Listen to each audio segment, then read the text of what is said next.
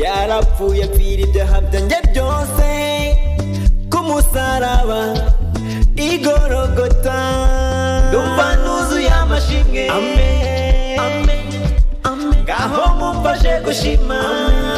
Yesu, uwo mwami ni muzima, yatsinze satani n'urupfu. Yesu arankunda,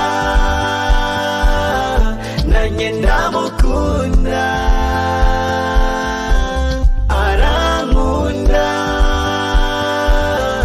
nanjye ndamukunda, nuzuye amashimwe mu mutima kubera Yesu